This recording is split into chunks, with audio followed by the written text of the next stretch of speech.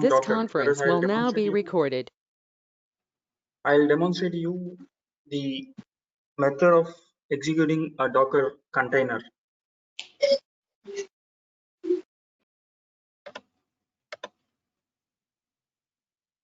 So the first point is, what is a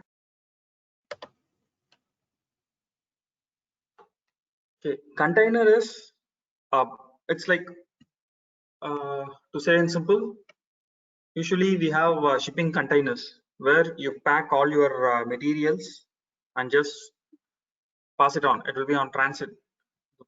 Why we use containers is during this in the logistics sector is it makes the transportation easier, packing and transporting are easier job.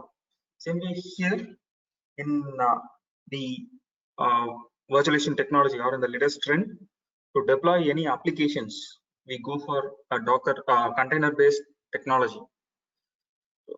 What is the main problem that is being addressed by this container technology is that sometimes even we may face it like in one system you have developed some piece of code or some service that we have developed. It will be running in a system in your in your office or in your institution. Whereas when you ship that code, that is when you shift it and try to execute it on some other systems, you may face certain issues like dependency issues, version conflict, all sort of such things will be there.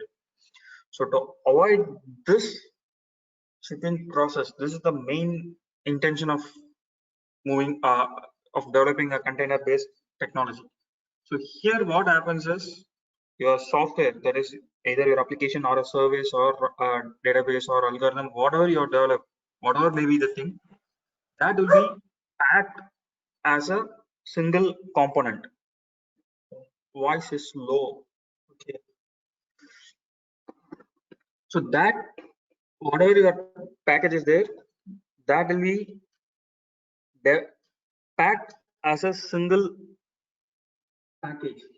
So the components of that package will be your code, your application code or service code. Along with that, you will have. Sir, I am.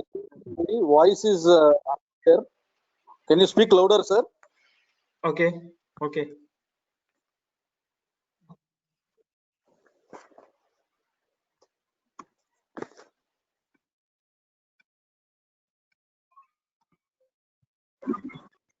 Okay.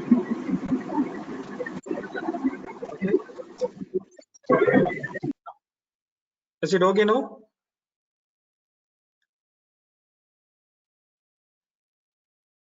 Yes, sir. Is it okay, sir, now? Okay. Yeah. Okay. Great. What we do is in case of a container, we pack your whatever piece of code that you have developed, either it be an entire application or a simple service or some piece of algorithm or which can be connected through APIs, whatever it is, you pack it into a box kind of thing, along with its runtime environment, including your dependencies, executables, binary codes, libraries, and whatever is required to run your application or run your service. You bundle it as a single package without the operating system. So that you pack it and that we call it as container. So this is easy to deploy and easy to ship, and management, maintenance, all that will be easy in this case. So there will be less overhead. So this is the reason why now people are moving towards container technology.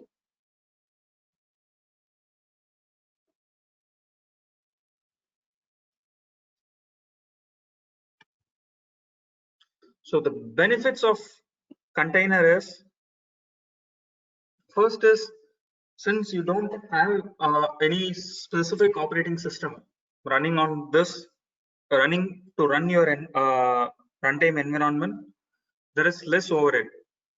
Let's take a cloud scenario where you will create your virtual machines. To reduce your hardware burden, you are going to cloud. Consistent audio. Okay. Just a second.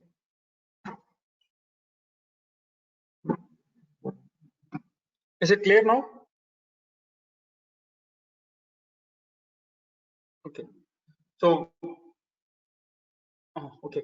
So okay. To reduce your own hardware overheads, people are moving towards cloud. In a conventional cloud, what we do is you create virtual machines where you'll have your own specific operating system, and then you'll have your own runtime dependencies, libraries, etc. Like for example, you'll have to run your application. You'll have some stack like LAMP stack kind of thing, a database, application server, database engine, and its scripting packages. So all this you will run as a VM, virtual machine. On top of that, you go for your applications and you go for your database. In this case, since you are running your own operating system on a hardware, so the resource utilization is more, the management overhead is more.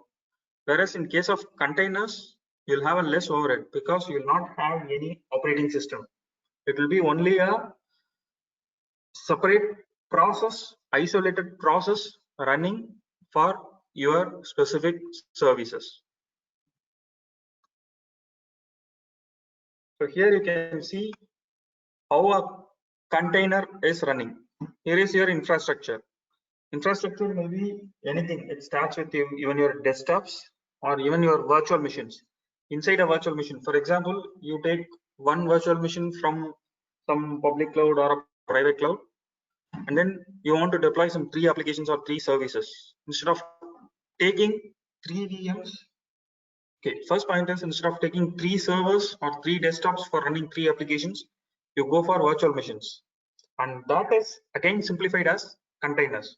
So on a single VM, you can run 3, 4, 5 any number of applications. So let's take in this picture, you have infrastructure. Infrastructure is your laptop, desktops, or your virtual machines. On top of that, you will have operating system. So here in this case, it can be any operating system, either Windows, Linux, or even Mac.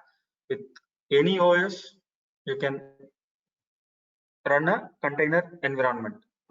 On top of that, we have written something called Docker.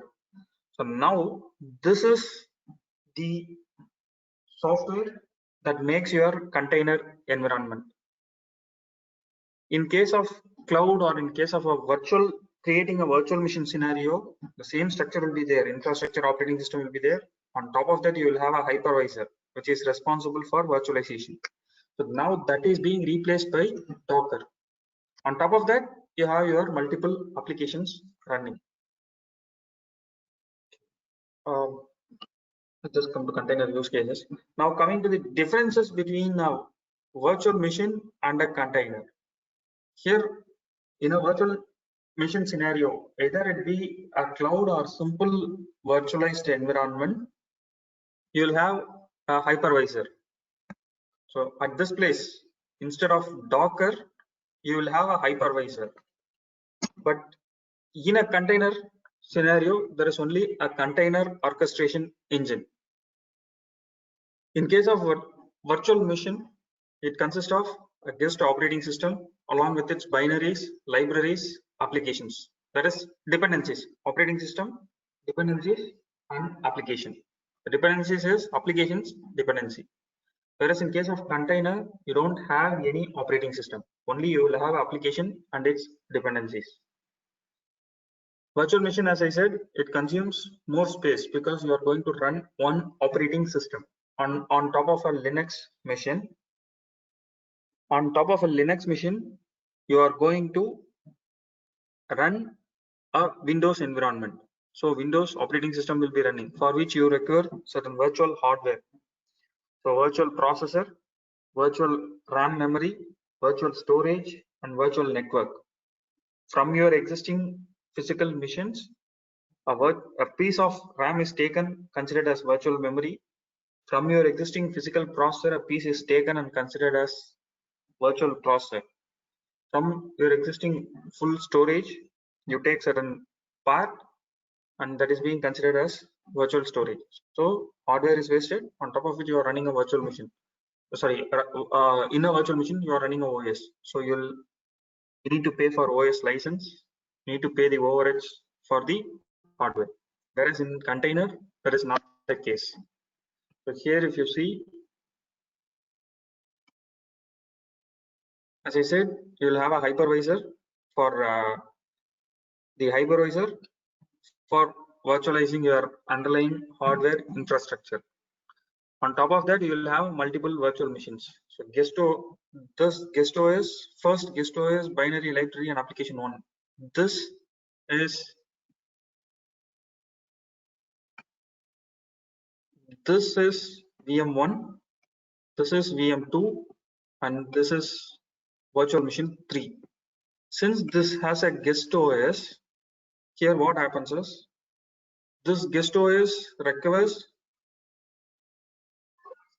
this hardware to be split into pieces. So this underlying hardware is being shared by this guest OS with this guest OS and by this guest OS. Along with this, here is one operating system. So this hardware is now being shared by 4 operating systems. Whereas in case of this containers, you have only one operating system on the same infrastructure. So there is now, this is container 1. Like VM1, this is container 1. Like VM2, this is container.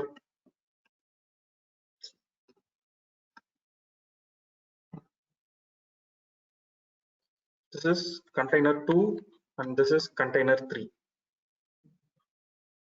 So here also you have host operating system, here also you have host operating system. These 2 levels, up to this 2 levels are the same. Only difference is at this layer. Instead of having a hypervisor, you have something called container runtime. This container runtime is a software process that do this, again, the virtualization process.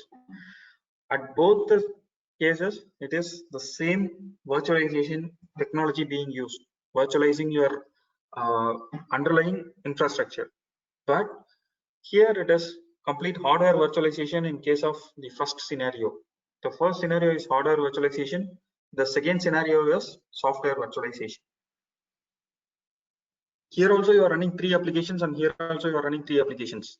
In the first scenario, that is with virtual machines, on a restricted, on a limited hardware, you can run only a small number of VMs because most of the resources is being occupied by your operating system, guest OS and all that.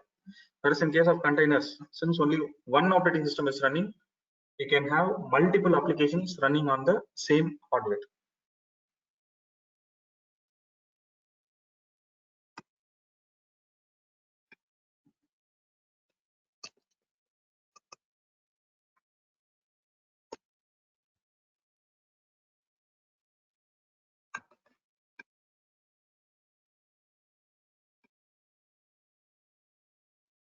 So container, it is container. It is a runnable instance of an image. See, when you're creating a virtual machine, you create it from an image. Or when, say, for example, you purchase a new laptop which doesn't have any operating system. So first thing that you'll do is, obviously, you will take Windows.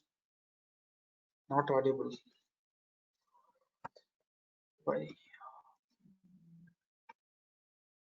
Participants, audio is fine from our end. Others can listen. I think if it's better you recheck your audio setting once. Okay. Okay. We are receiving the audio. Jnana Sundari and then Dimam. Yeah. Please check your audio setting once, sir. Okay, For us, okay. it is fine. Now they are told it is clear. Okay. Yeah, yes, sir. Yes, sir. Please proceed. Okay. The first step that you take that you do when purchasing a laptop without any OS is you download some image from the internet. Like you go to Microsoft site, you download your Windows ISO, Windows OS, and you install it on your machines. Same way, when you are creating a virtual machine, you take a OS image. With that, you create your virtual machine. Here also in containers, when creating a container, you do the same process.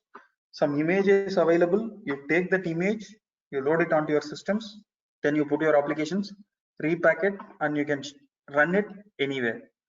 The only difference is in the first and second case, running on a direct laptop or running on a virtual machine, image is an operating system file, whereas here it is a file with dependencies and libraries.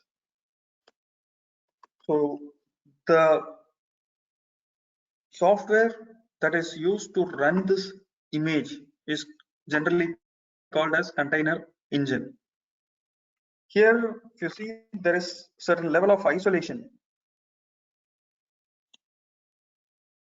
Here, if you see, there is a isolation between this VM, and this VM. This isolation is provided by this hypervisor. And here also in container case, this is one container, and same way you got the other containers also. So those containers, you have this container or this container. So these containers are also isolated by this container runtime environment. Right? This level of perfect isolation, security, management, everything is done at this level. In case of a cloud, what you do is on top of this,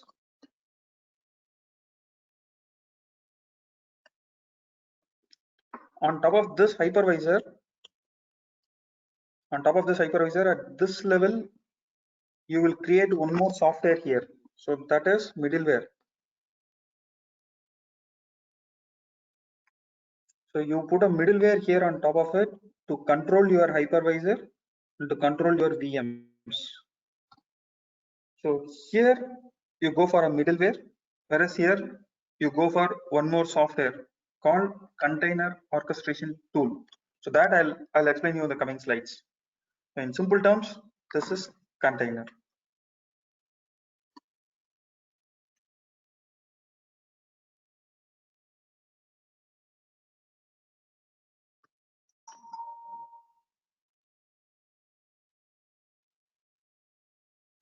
So coming to Docker, for implementing container, there are multiple tools that is available.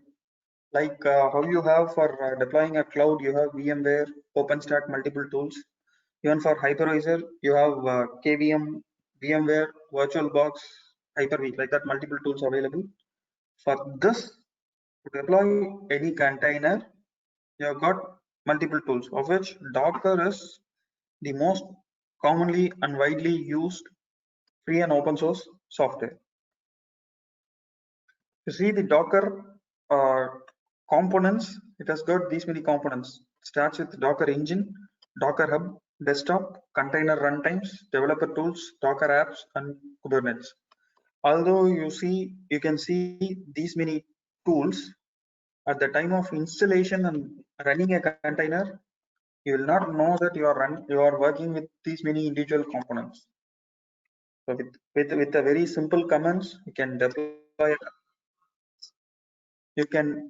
a container, and you can start running your piece of code. You can put it back to the community.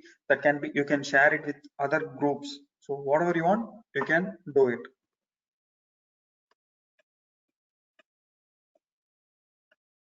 So here, coming to this container part, how it is being deployed.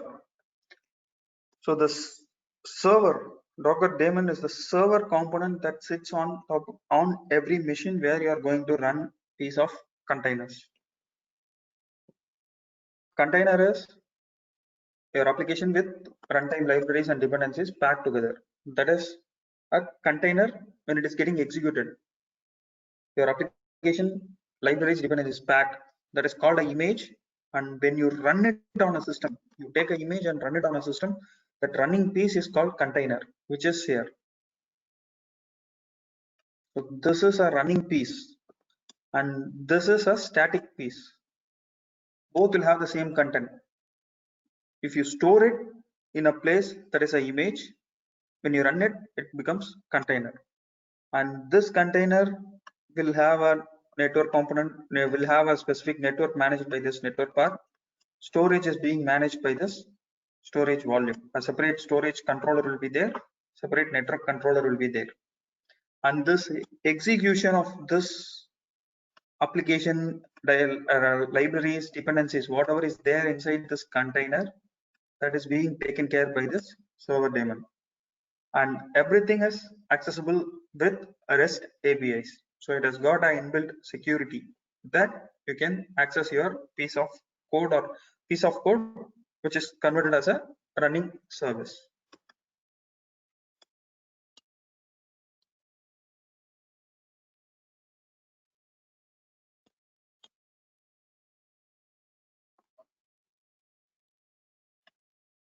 So in Docker, how does a Docker gets deployed and what is the working scenario?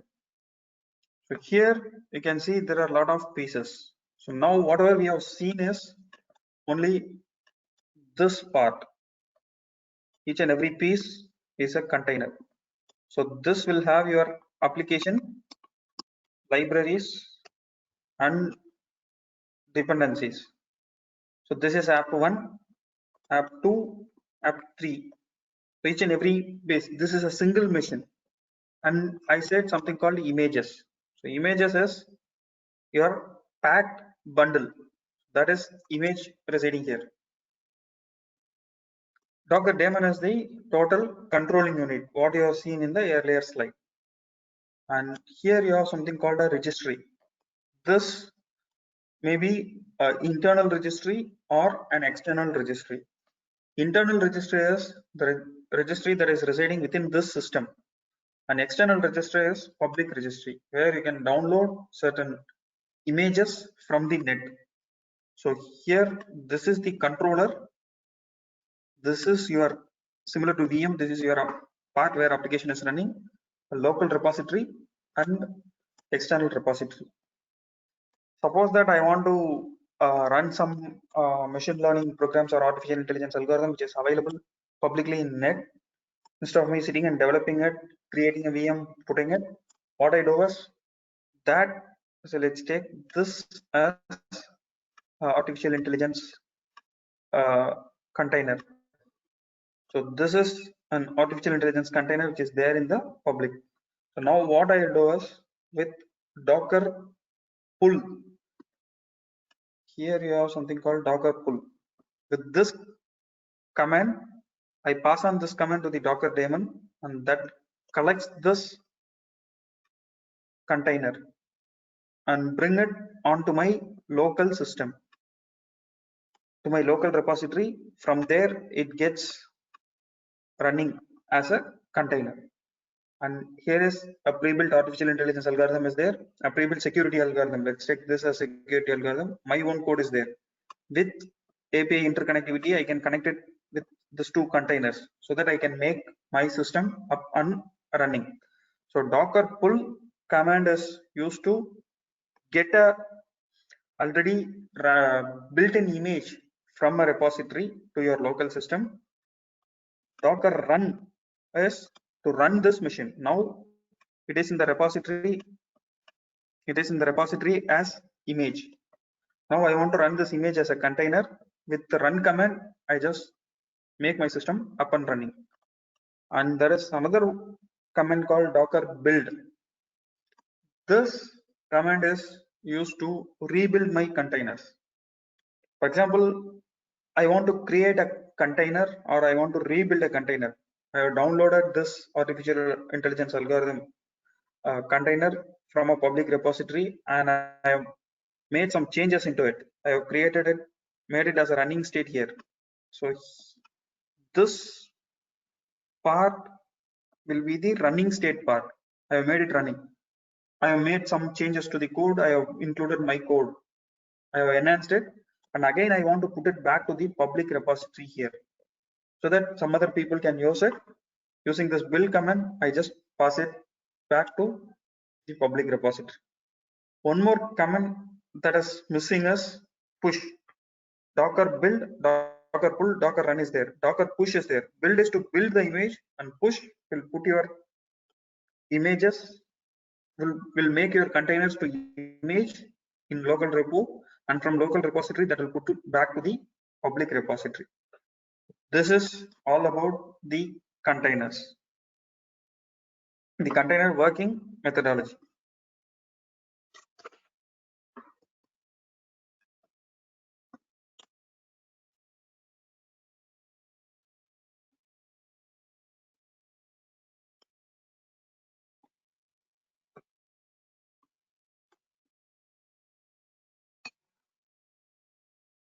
So as I said again, just explanation of what is all that.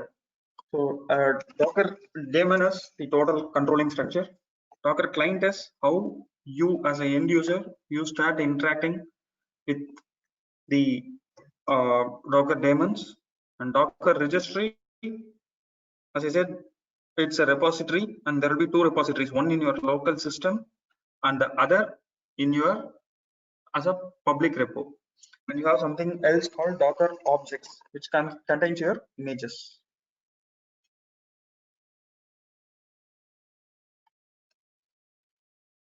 So Docker engine, as I said, it's an open source container based technology for building your building and containerizing your applications.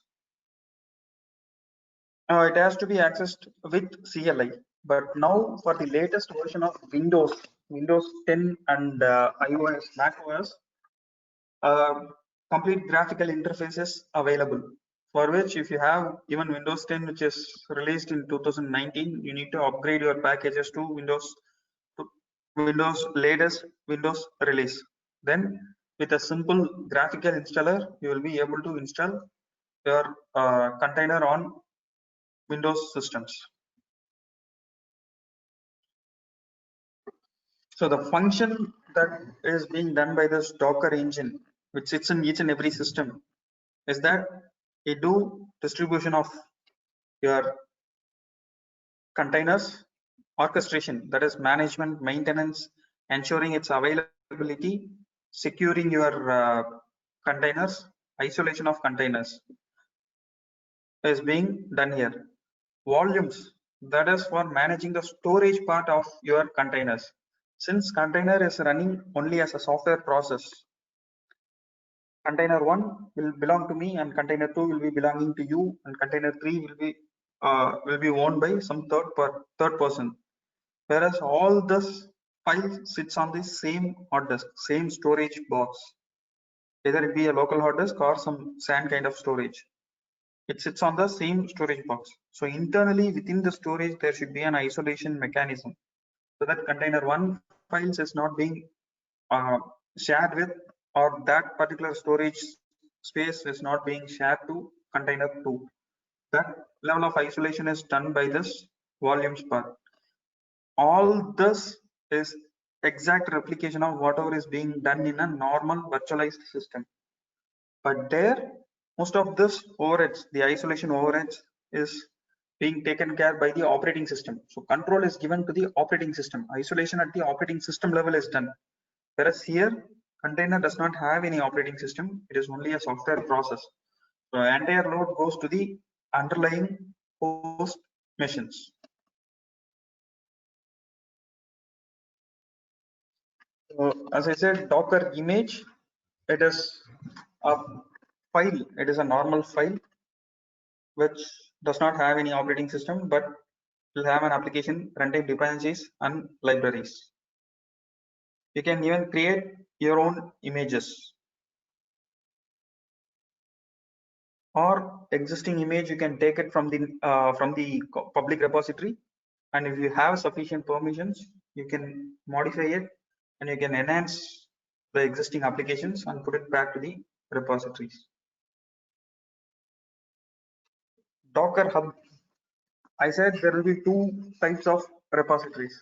So the public repository, which is available in which is being maintained by the Docker community, is called as Docker Hub. So it consists of various images, which is directly ready to use. This will have its own specific features and functionalities. So that it's like how any other Linux repository is maintained.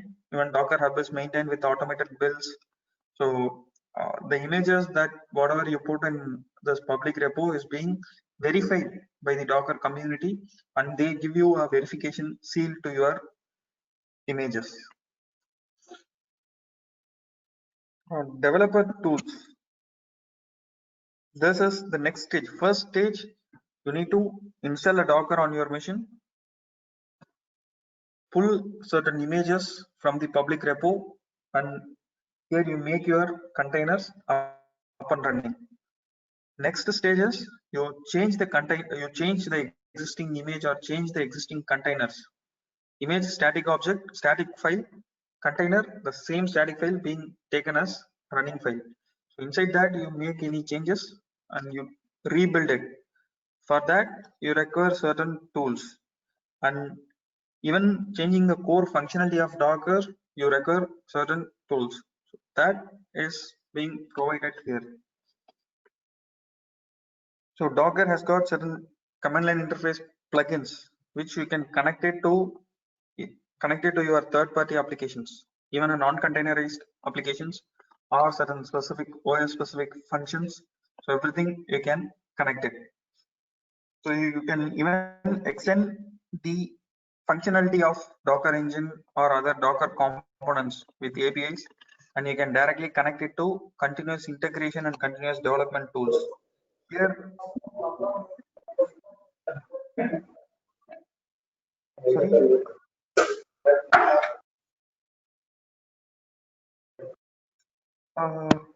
I can't understand the query. Can you please type it in the chat box?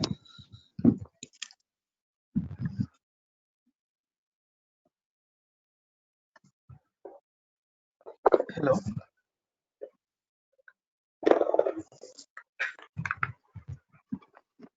Okay. Okay. Okay. For in the first day session, I talked something about DevOps. Development security operations. DevSecOps.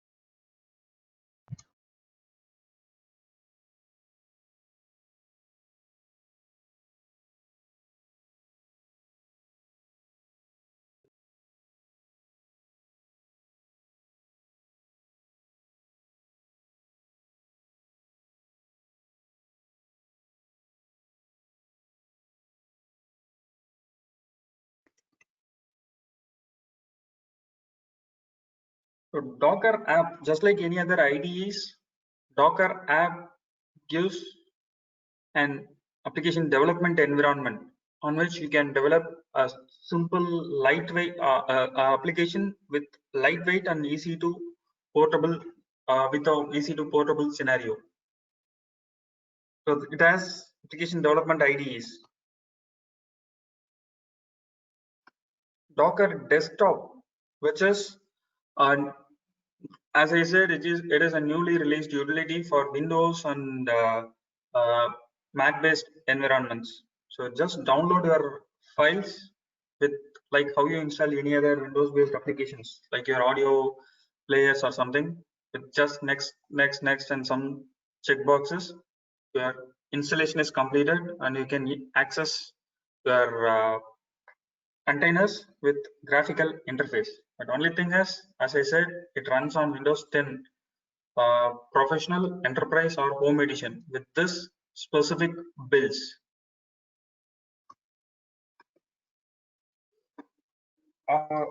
Running a container is just a simple task. It takes only few minutes, few within an hour you can set up your container environment and you can start running it. But when it comes to production, an important task of orchestrating the containers is to be done. Why you are going for a container orchestration? Suppose that you are running some critical applications or a large scale applications, which requires some 10 to 15, 20 containers to run a single application. 20 containers running 20 services, each and every container having single service. Like for example, single sign-on, you are running a container. It's a service, single sign-on service, you are running a container.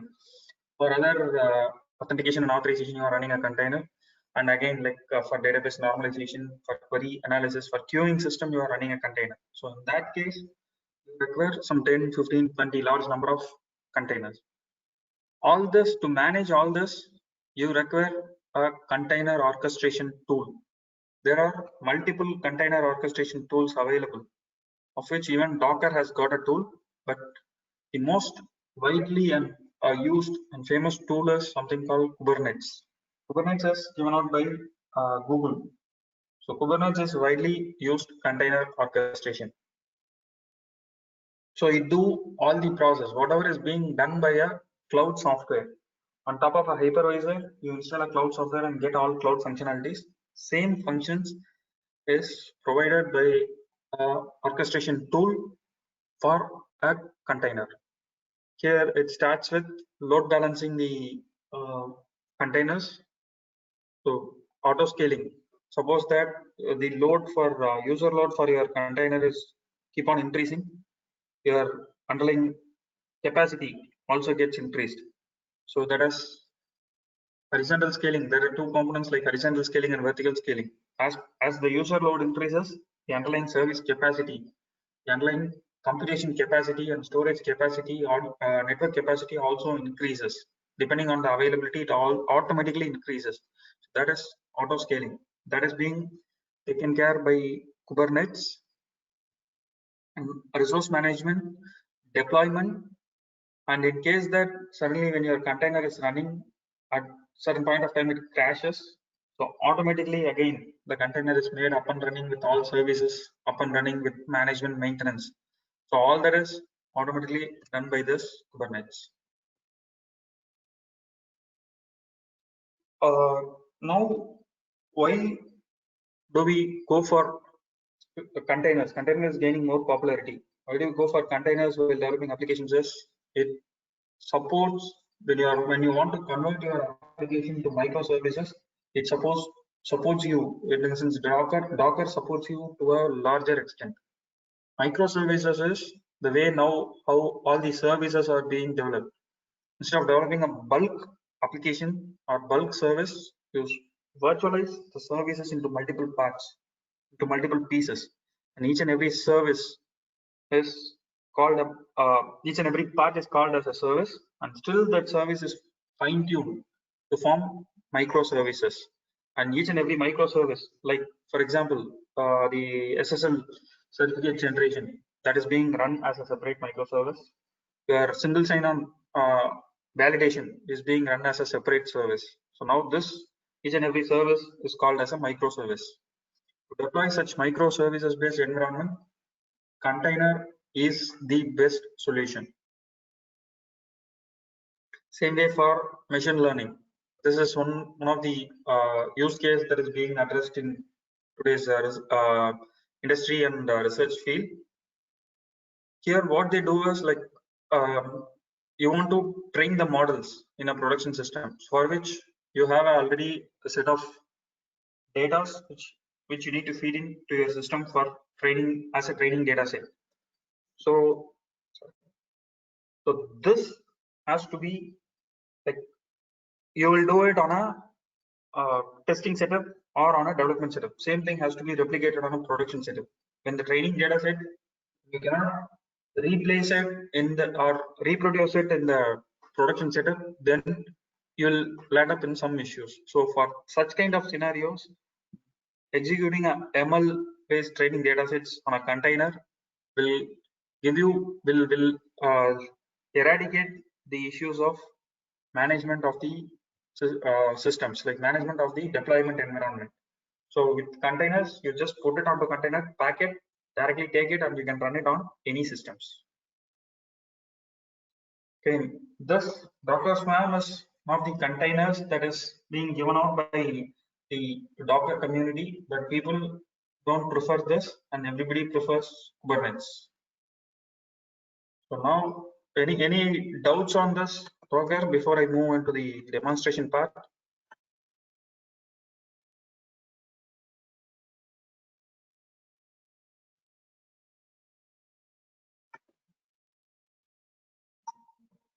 See, I'll just show you the steps. First, I'll tell you the steps.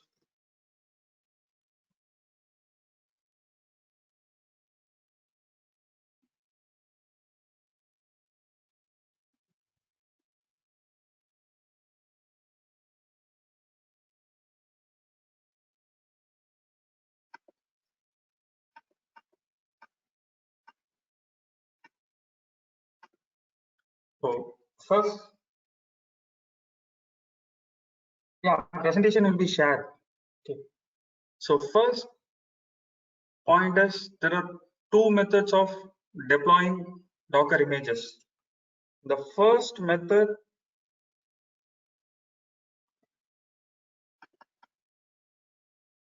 here in the first method, what you do is you directly connect your system to a repository. Directly connect your system to your repository, and with any simple apt-get commands, like how you install your any other Ubuntu packages, with apt-get command you get your Docker things installed. But here there is some issue in this. That is, when you are installing a Docker, if any of the dependencies is missing, then you need to manually sit and like install the dependencies. Whereas the other method is you just download a file. Here. This file you are going to download it from this site, and with a single command, this tpkg-i, with this single command, your installation is done. So better, let's follow this system. First, what you need to do is you need to know your operating system version, release, name. Let's take your taken Ubuntu systems. So with this, okay, first step,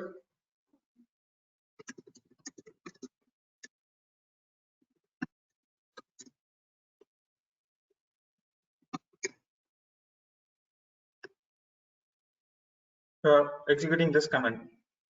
So this will tell you what is the name of the release. Second step,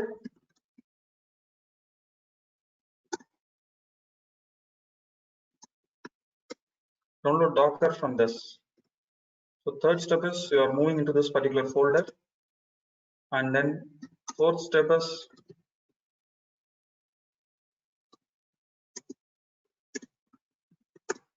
install Docker with this command. So that's all. After this, your installation is completed at this fourth step. Now, fifth step is working with Docker. This is just to test.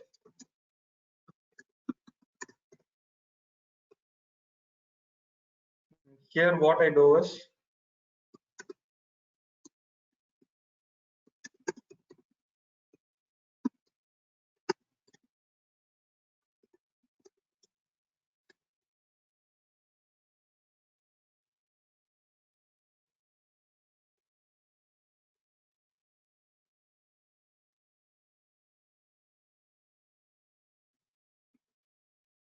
okay.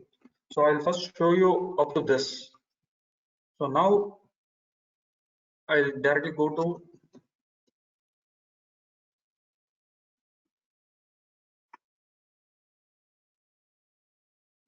I'm taking Ubuntu virtual machine from AWS. From there, I'll log into Amazon Cloud, and there I'll install virtual machine. I'll create a virtual machine, and within that virtual machine, I'll install a container, and then inside that container, I'll run certain applications.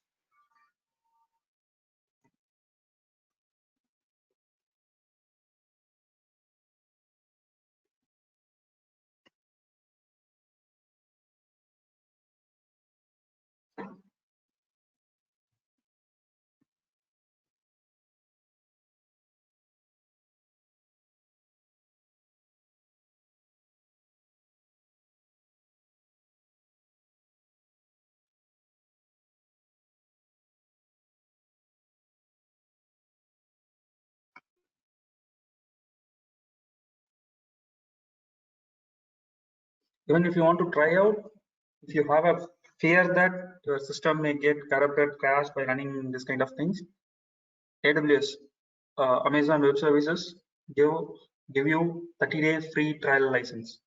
So you can take a VM from AWS and you can create your containers.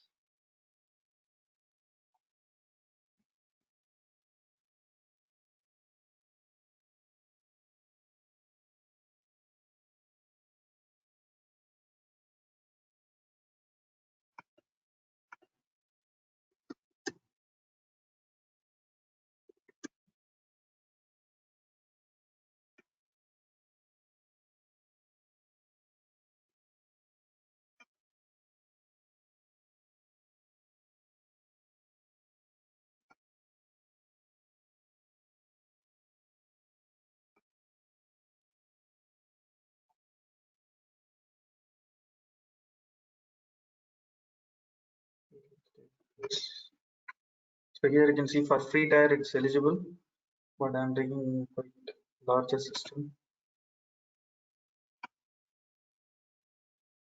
Do you want me to explain this AWS usage of AWS?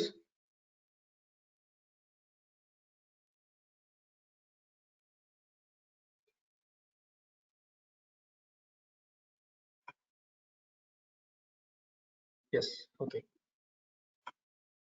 Just see, as soon as you log into, you need to create an account in Amazon's cloud with your credit card information. As soon as you log in,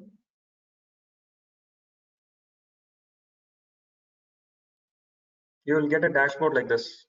Once you're logged in, you get a dashboard, and you can see this is your own customized dashboard. So all your informations. EC2 gives you the details of your virtual machines running in the cloud. So you can see like the other informations like your storage, how much storage you have taken, how much databases you have taken. So everything can be visible from this single dashboard. So now I'm going into EC2.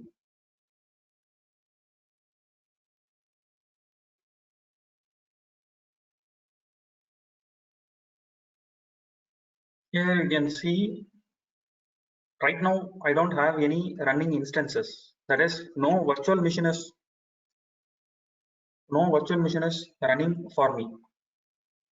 So now I am going to create a virtual machine. If you have directly Ubuntu on your machines, you can directly try it without going for Amazon and all this. Here you can see certain list of images that is available. I have told images from which you create your virtual machines or you create your containers. So that is the image here. Now these images, whatever is getting listed, like Windows Server 2016, Ubuntu, all this are for creating virtual machines. So if you take this third one, it has got Red Hat Linux 8. So it is already a packed file with this particular operating system.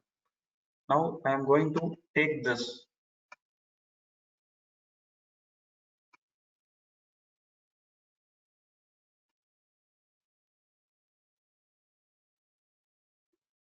And in your next stage, you see second step is you see something like number of CPUs, memory, and storage for your.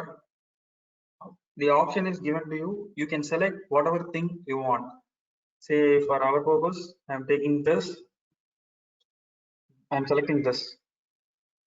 T2 large is name of that is the name of that capacity. I'm taking 2 vCPUs with 8 GB memory, and next step is I'm configuring its details. So subnet, what is the role that is being required? All this for time being, I'll just keep it as such. Next is you want to add some additional storage. By default, it will have 8 GB as storage. If you want some additional storage, you can add it here. Add new volume. EBS stands for Elastic Block Storage.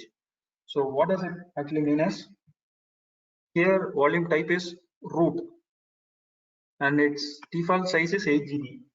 So now if you purchase a laptop, it will have some default hard disk space, like for example 500 GB or 1 TB hard disk. That is this first row.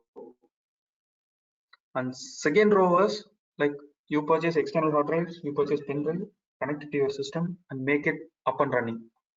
So that is this second row. It is an external storage.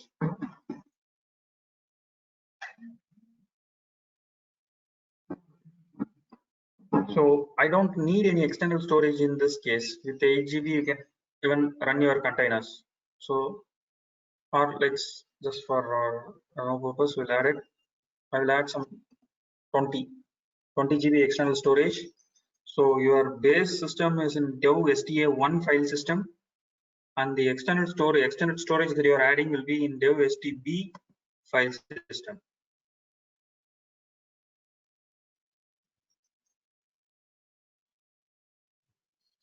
Now, one important thing that you need to make us just verify if everything is perfect here. Your instance type is T2 large with 2 CPU, 8 GB memory, and with EBS storage.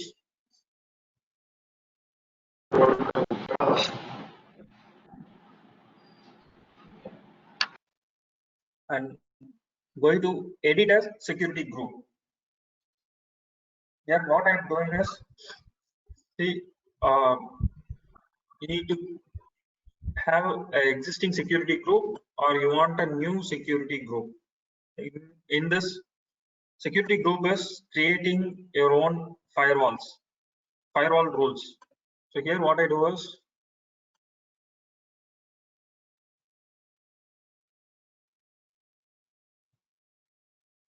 all traffic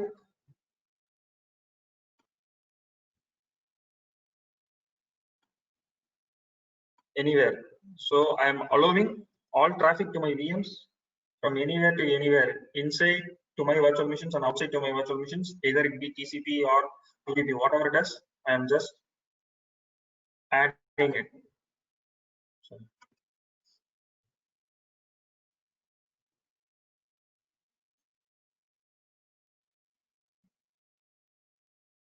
it's open and instance details.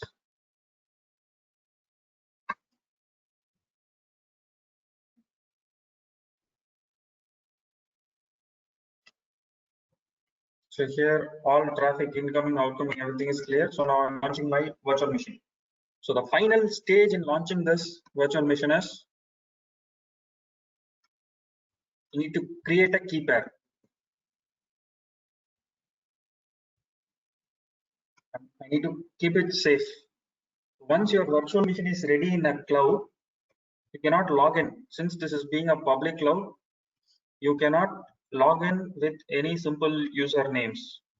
You need to have a public and private key pair. X502 certification mechanism is being followed here. So here what happens is, a private key is downloaded into my system and public key will be created and that will be passed on to this machines, to this virtual machine that I am creating now.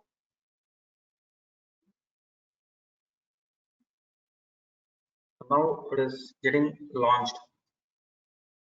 So while it is getting launched, one step that we need to do to access this is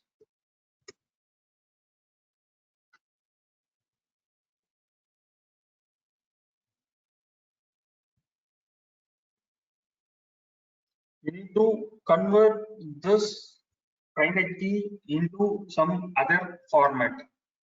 So for that, you need to install PuttyKeygen.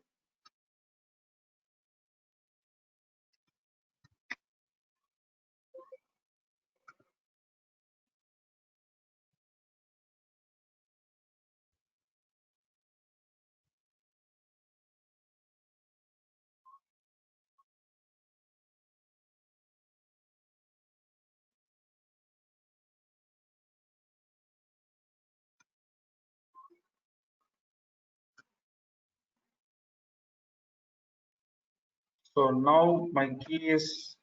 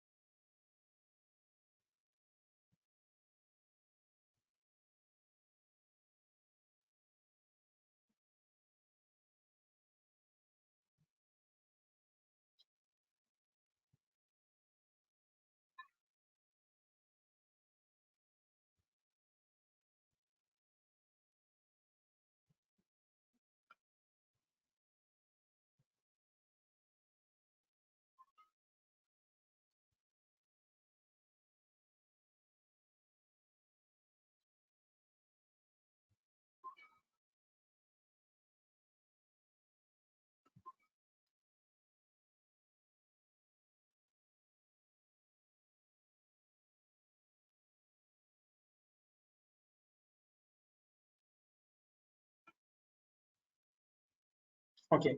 So now I have converted this .pem private key into PPK format to certain other format. So with this format only, you are going to access this virtual machine. Now you can see it has come to a running state. The virtual machine that you have created in Amazon has come to a running state. If you want to know the details of this virtual machines, you can see this is my virtual machine ID. It has come to running state. Here I have something called a private IP.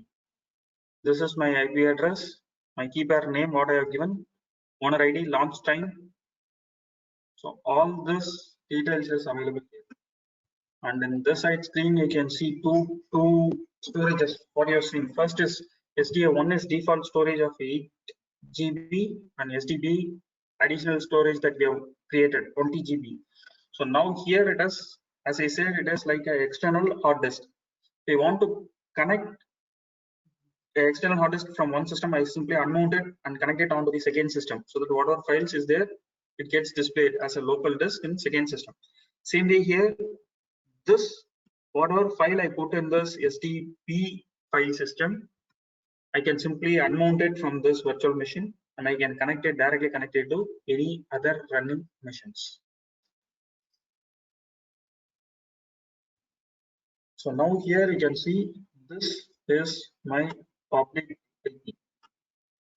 With this IP or with this instance name, I can directly access my virtual machine. I just copy it.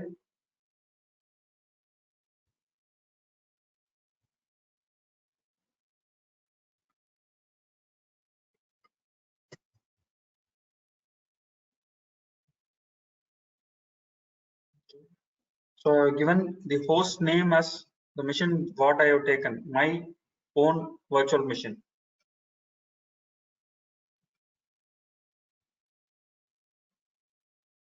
Now I am giving the name of the file that I have generated. First key what you have done is we have generated a public and private key pair within Amazon AWS cloud. Public key will go into the virtual machine. Private key I have downloaded onto my local machine as .pem file. Next step is I have converted that PEM file locally within my machine. I have converted this PEM into .ppk. The steps anyhow I'll put in clearly give you in the manual even for using AWS, but in the manual that I have here, accessing AWS is not there. Maybe if you want, I can include this small steps in that manual also.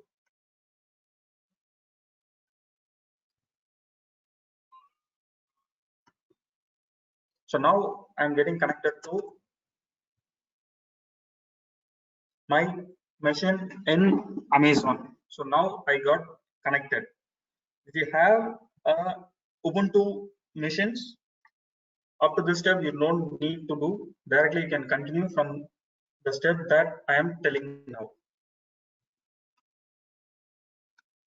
So first step is now you've logged fresh. As fresh you are logged into a new machine. Here what you need to do is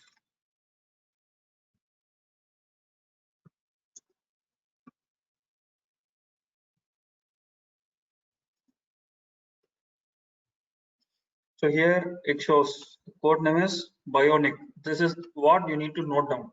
It will be like, okay, sure. There's a command that include AWS steps. I'll include and I'll circulate it. So now this Bionic is the thing that of our system, our virtual machine. Now I go here.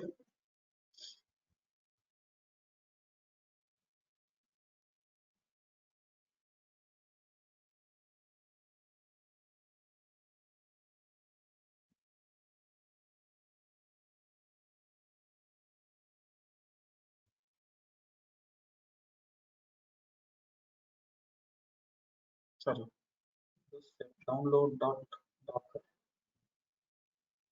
For Bionic, you can see Linux, Ubuntu. Now this download.docker.com, Linux, Ubuntu, and it gives you multiple distributions, of which ours is Bionic. So you are here, Bionic. Just click this. Here there will be multiple names. H is a development release. Let's always go for the stable release. Binary AMD 64. This, if you go here, if you go into stable binary AMD 64, you will get a complete source code. Instead, you want only the binary package for installation. If you are not going to touch anything internally in the Docker code, you can just go to Bionic pool stable AMD 64. So you need to download Docker CE this thing.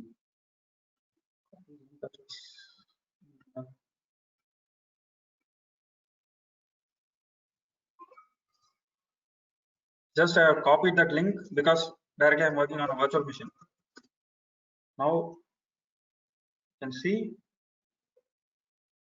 this Docker CE, any version. There are multiple versions available for Docker CE itself. CE is container engine. You can download any of the versions. So I randomly selected. Yeah. Sir, is there any chance that putty font color can be little bit contrasted? Because people who are watching in the mobile, they may not able to see that background. Is there any chance we can change that this one color if possible, font color with little bit contrast? Yeah, this matrix green or something. If possible, sir. Sorry for interruption. No problem. I have never tried that. I am just checking, sir. On change setting only. On change setting. Change settings. Okay. On change setting, appearance window under window appearance. Appearance. One second. Change font, Courier new, bold, some 12. Okay, font okay. Color.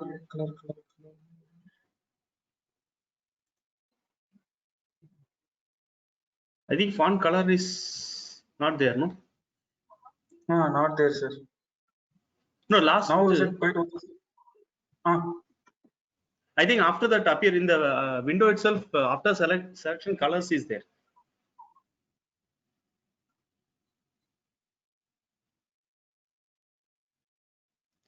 I think background color we can adjust. That last one after selection. After up in the appearance below, the window itself last option. Colors, yeah, sir. Will it work? The color. No, that is for background only, no? Background.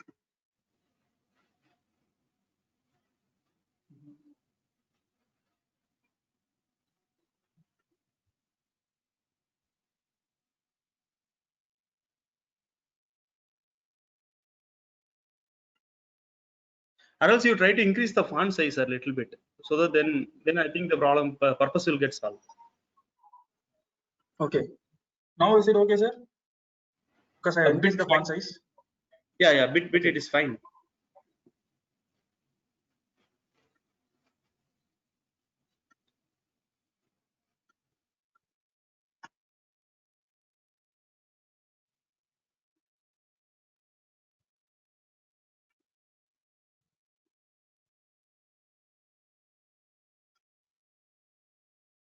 Okay.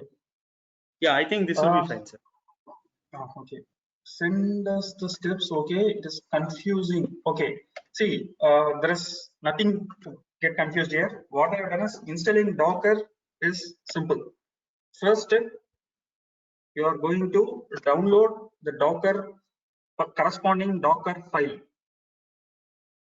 So to know which version of Docker file you need to download, you are giving this command sudo lsb release -a.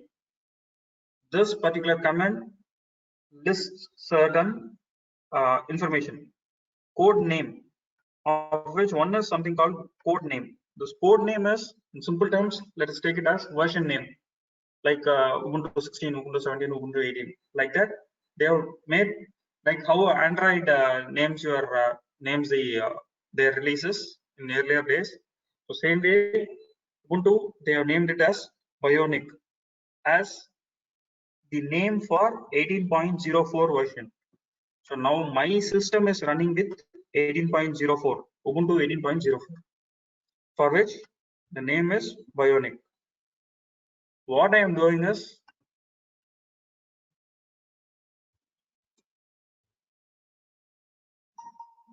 I'm going to download.docker.com. It's a public site where I'm going to download the core Docker file. Linux, Ubuntu, distributions, Bionic is the name that got displayed in this machine, my virtual machine. So I'm going to Bionic, pool, stable, AMD 64, and I'm going to download container engine. Any version of container engine I can download. You can download. See here, 19.03 is there, 19.03.8, 19.03.8, 19.03.7.6.5. Likewise, multiple versions are there. Any version you can download. Just click this, your file will get downloaded onto your local system. Since I'm using it on a cloud, on a VM, I'm downloading it through command line interface. Now my Docker engine is getting downloaded. So your first step is done. You are downloading appropriate Docker file. Next step is you are going to install this particular file.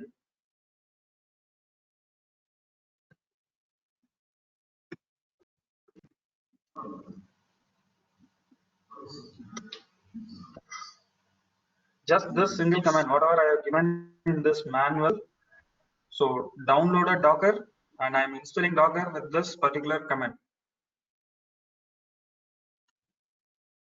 Sudo is for root permissions. DPKG is that Debian package manager. I'm invoking that command or APIs of -i is for install, and this is the complete file name.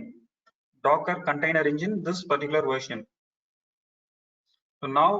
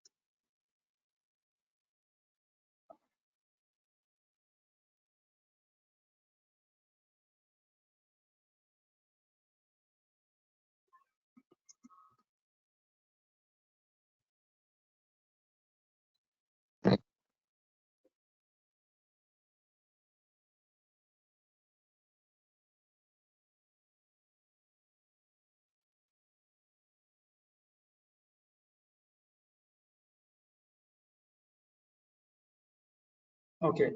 See, one mistake. If you have worked on Linux while installing any packages, you'll be aware that you need to always, and it's always advisable to run this command apt-get update.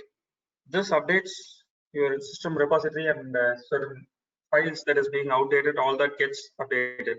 So I have not done that, and I have directly gone for running this package. So now I have done this, and now Docker is installed in my machine, right? So let's just check this command. So you can see Docker version 18.03 that is being installed in my machine.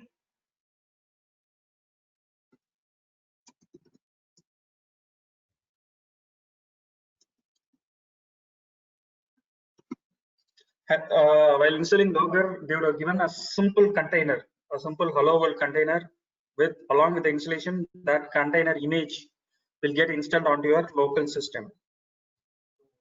If it is not there,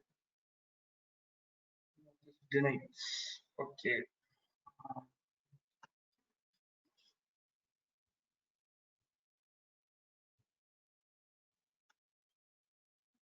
So now what happens is that hello world image is not there in my local machine. So it is trying to get connected with the public repository.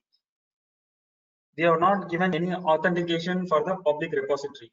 So to avoid that, first step that you need to do is you need to install certain certificates.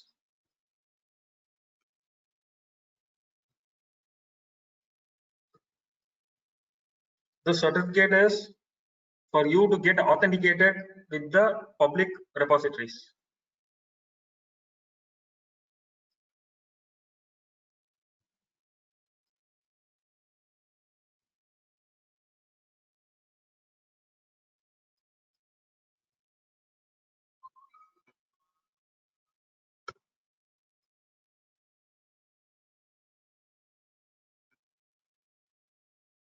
Okay, so now I have included that particular key, apt key add.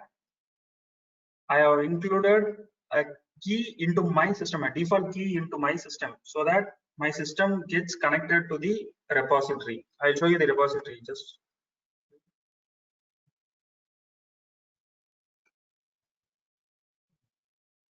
So you can see like the list of keys already available in my machine. So this is for Ubuntu Archive automatic signing, Ubuntu image signing, and Ubuntu like again automatic signing. And one such key is here for Docker. So you can see Docker key is getting inserted. Even if you just install this key, you will be getting the same key. This last 8 digits will be same for all systems. So a public key, RSA public key is getting installed into my machine. So now if I run this hello world, access denied.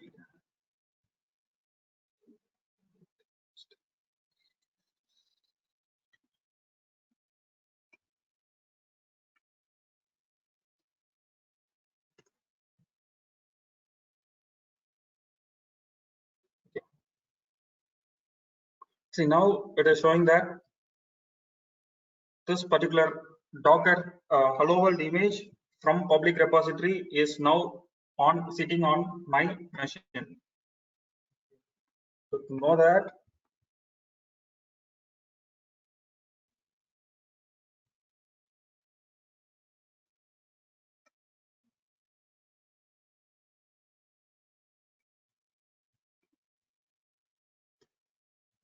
so this particular hello world, this it is a simple testing application. Okay, there are multiple applications available. Just take you there.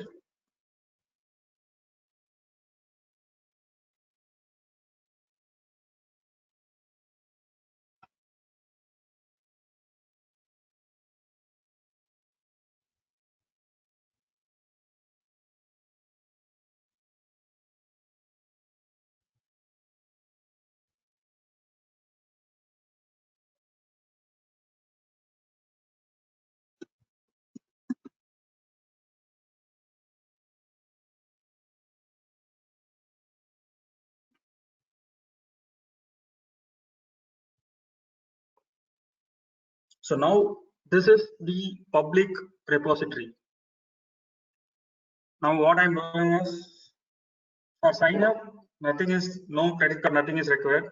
You just give some ID, email, and password. With that, you can get registered. Now I'm not on my local system. I'm going to the public repo.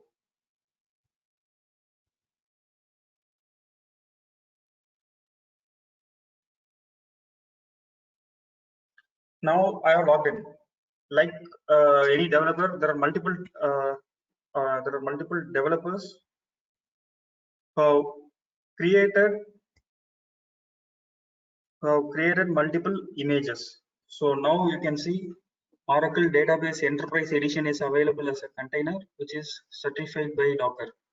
Same way, Oracle 8. Now if I just run this particular Oracle Database Enterprise Edition into my system, if I execute this command, Oracle will get installed on my system, and that will be running as a single instance. So likewise, you have Couchbase kind of thing, Ubuntu, simple Ubuntu image, Postgres, Node.js, MongoDB. So you can see these many images, and they are categorized under these many categories. For example, you want to do certain analytics,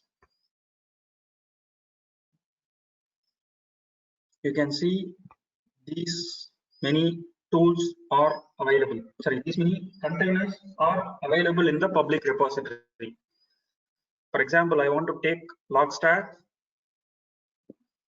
If I want to take, I'll just view available tags. Go here. This multiple versions are available. 7.6.2, 6.8.8 of this particular package is created as container, and that is available under these many versions. So I will simply take this, copy. Now what I am doing is, container is installed, Docker is installed in my machine. Next step, I have authorized my system to use this particular repository.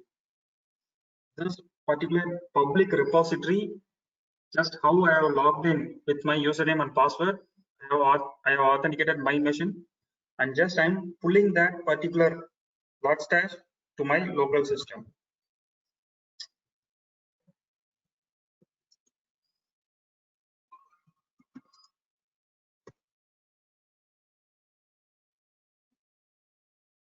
So now it is pulling from the public repo.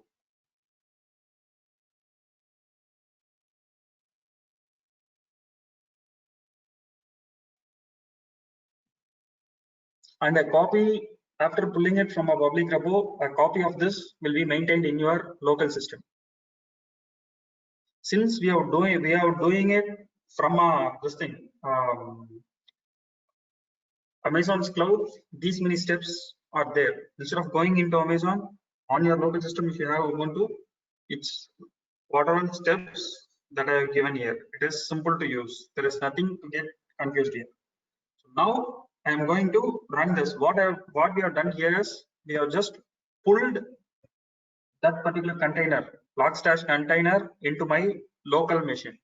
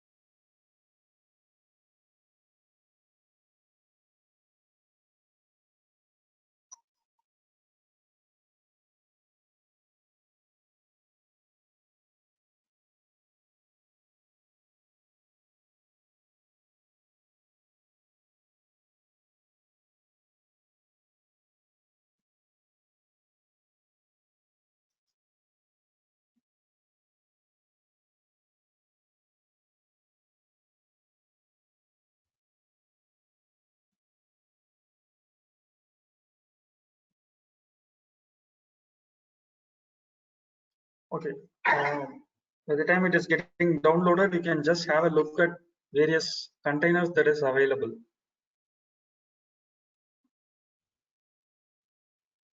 It's a simple step. Just Docker pull that particular container image name and Docker run that image name. That's all simple. Maybe some security things by IBM. IBM DB2 is available, and you don't want only for analytics, whereas you want some databases. Just click databases.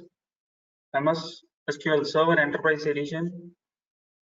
We've got MongoDB, Postgres, MariaDB. So all this kind of Cassandra, CouchDB, all these databases are available as individual containers. Instead of you downloading and installing it on your local systems,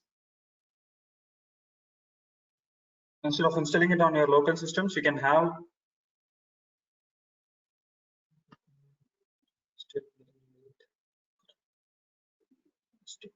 okay. I'll run some simple show you services.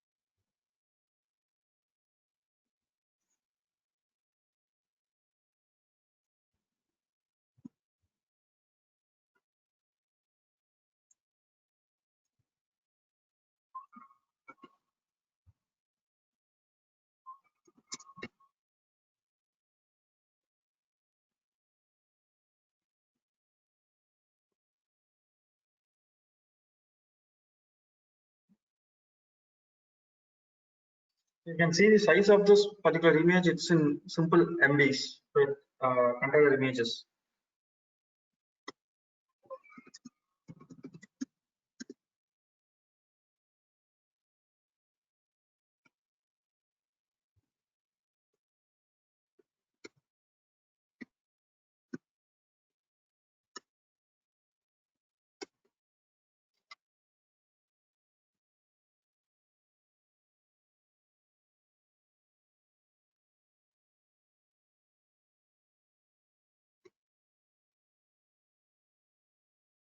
Oh, okay.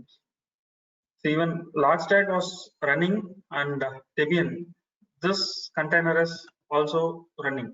So now your 3 containers are up and running. Similar way, you can take any of the containers from here, from this public repository, and just using that tag name, you can download your images, your specific images to your local system, and you can start running it.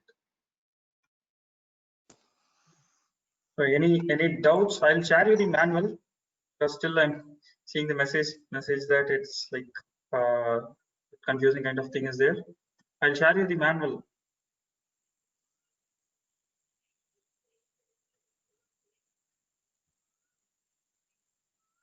So, okay. Kindly send us the screenshots. Okay, I'll share the screenshots also.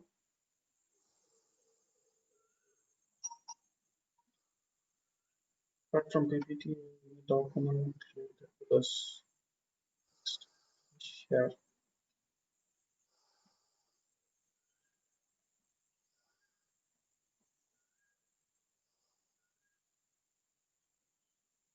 Okay, screenshots you want one by one. I'll include the screenshots.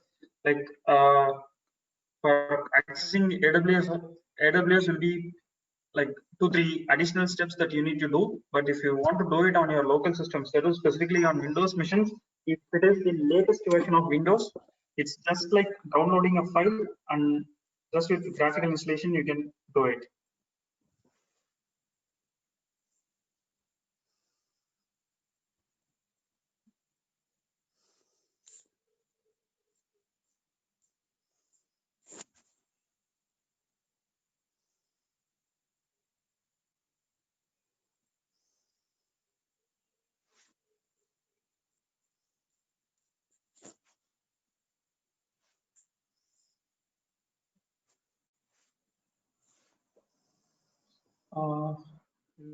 Anything else?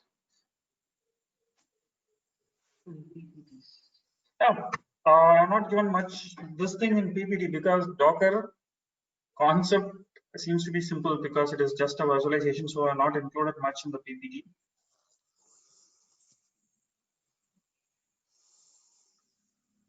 Suggest some sources from where we can get better clarity on Docker deployment and kind of stuff, right? Okay, you can directly go to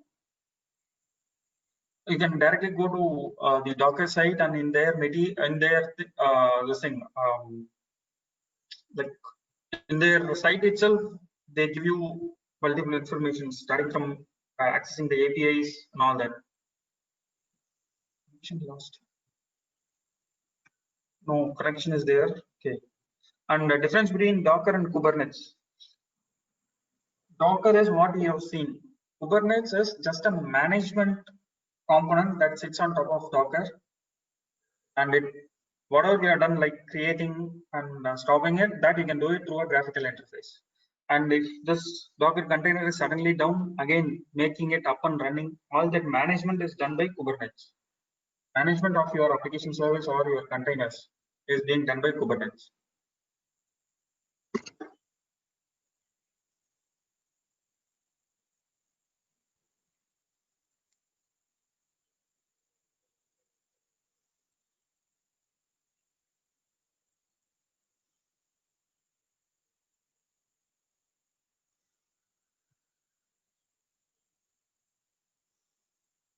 Ubuntu is mandatory for this. No, Ubuntu is not mandatory. It will work on Windows also. But only thing is that Ubuntu desktop is the name of the package that is released for Windows, and that works on latest Windows versions. See, even I can show you that just 1 or 2 minutes. You see, I have downloaded Ubuntu. Windows. Oh, sorry, it's here. This Docker desktop installer. What does it ask you is, although I have Windows 10, this is Windows 10 2019 version, and it asks you the latest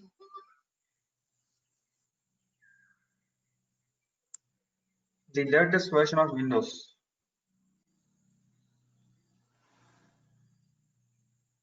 So you can use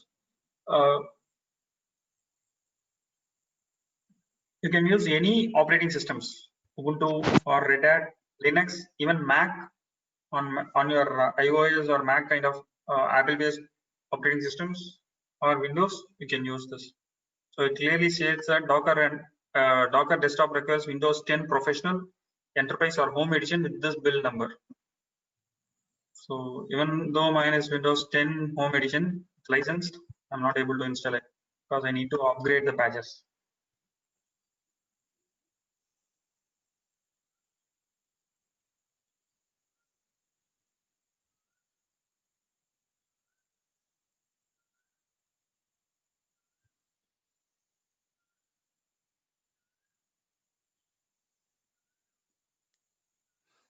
Okay.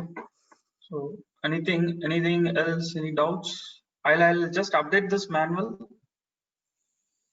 Sorry, the comments are simple. Only this 6 steps. With that, your Docker will be running. And once you come across the other sessions in the next coming days, you can just go to certain tools for your data analytics. It's already available. So instead of deploying all those tools, you can just directly go here, select analytics, whatever analytics tools that you want, packages that you want, you can directly take it from here and you can install it on your systems and you can start working on it. DB2 warehouse, so multiple packages are available. So official images, so just select this, you will get all those package names.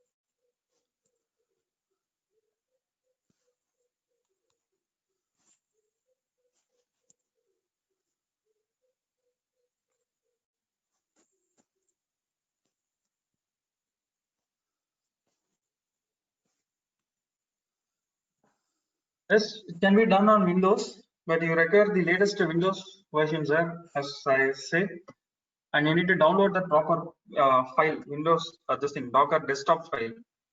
Maybe for Windows also, I will share the manuals. You can try with that. Okay. No, sir, it doesn't work on Windows 7. Specifically on Windows 10 only it will work. Windows 10 is required, sir. Or better, you can do it on any Linux. Okay. Okay, sir. So let's close this session for the day. And this manual PPT I will share it today, and manual I will update and I'll with the screenshots and I'll share it tomorrow. Thank you. Thank you all. Thank you, Kailash. So we are disconnecting the session now. Today's morning session number 6, machine learning and metrics for data analytics, is already shared. The file name is session 6 DOC. So please download. It is there in the cloud file. So are the remaining sessions is getting uploaded. We are waiting from the presenter. Thank you so much. And tomorrow's session will start on time.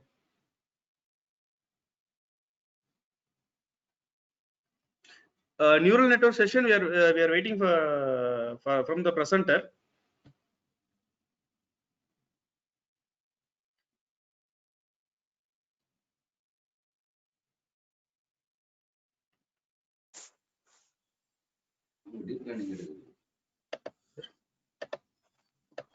Yeah, sir.